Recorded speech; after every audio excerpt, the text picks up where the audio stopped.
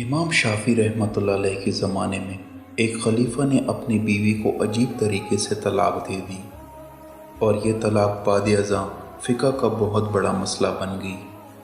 بادشاہ اپنی ملکہ کے ساتھ بیٹھا تھا کہ ہنسی مذاق میں اس نے ملکہ سے پوچھ لیا کہ تمہیں میری شکل کیسی لگتی ہے۔ ملکہ جو بادشاہ کی عزیز ترین بیگم تھی وہ مذاق کی موڈ میں بولی، مجھے آپ شکل سے جہنمی لگتے ہیں۔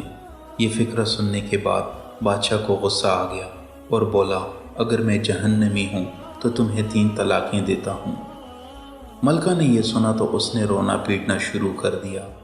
بادشاہ کو بھی کچھ دیر بعد اپنی غلطی کا احساس ہو گیا۔ اگلے دن بادشاہ سلامت نے ملک کے تمام علماء، مفتیان کرام اور امام صاحبان کو دربار میں بلا لیا اور ان سے پوچھا، کیا اس طریقے سے میری طلاق ہو چکی ہے؟ سب کا باری باری یہی کہنا تھا، ہاں آپ کی طلاق ہو چکی ہے، اور شریعت کی روشنی سے ملکہ عالیہ اب آپ کی زوجہ نہیں رہیں۔ لیکن اس محفل میں ایک نوجوان مفتی بھی موجود تھے۔ وہ ایک طرف ہو کر بالکل خاموش بیٹھے رہے۔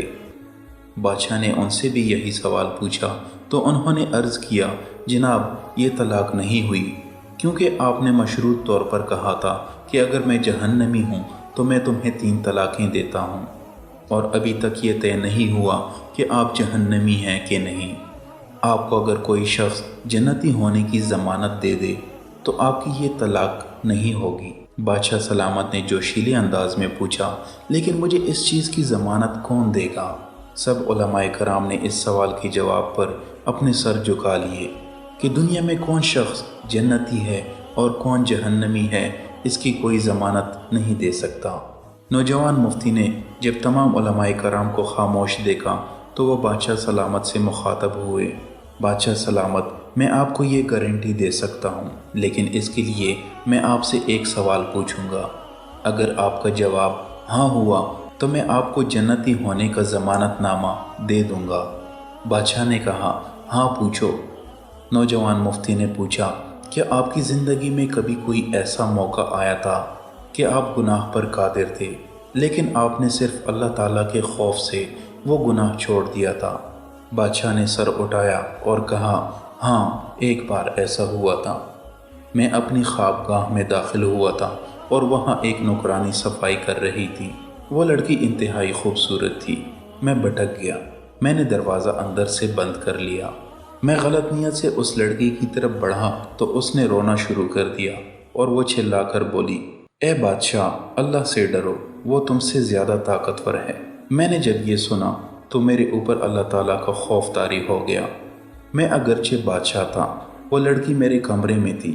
میں نے دروازے کو اندر سے کنڈی لگائی ہوئی تھی اور اس وقت دنیا کی کوئی طاقت مجھے برائی کرنے سے نہیں روک سکتی تھی، لیکن میں نے صرف اللہ تعالیٰ کے خوف سے دروازہ کھول دیا اور اس لڑکی کو جانے کی اجازت دے دی۔ یہ سب سن کر وہ نوجوان مفتی مسکرائے اور انہوں نے قرآن پاک کی سورہ النازعات کی آیت نمبر 40 اور 41 کی تلاوت فرمائی، وَأَمَّا مَنْ خَافَ مَقَامَ رَبِّهِ وَنَهَى النَّفْسَ عَنِ الْهَوَىٰ فَإِنَّ الْجَنَّةَ هِيَ الْمَأْوَىٰ، جو اپنے رب کے سامنے کھڑے ہونے سے ڈر گیا اور اس نے اپنے نفس کو خواہشات میں پڑنے سے بچا لیا تو ایسے شخص کا ٹھکانہ جنت ہوگا۔ اس کے بعد نوجوان نے بادشاہ سلامت سے کہا، میں آپ کو ضمانت دیتا ہوں کہ آپ جنتی بھی ہیں اور آپ کی طلاق بھی نہیں ہوئی۔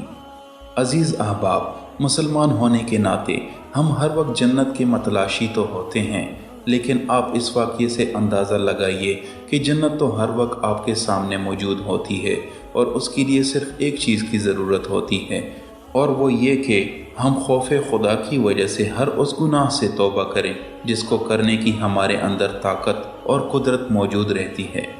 اللہ تعالی ہمیں اپنے خوف میں مبتلا رکھے اور ہر قسم کے گناہ سے بچائے رکھے۔ آمین یا رب العالمین۔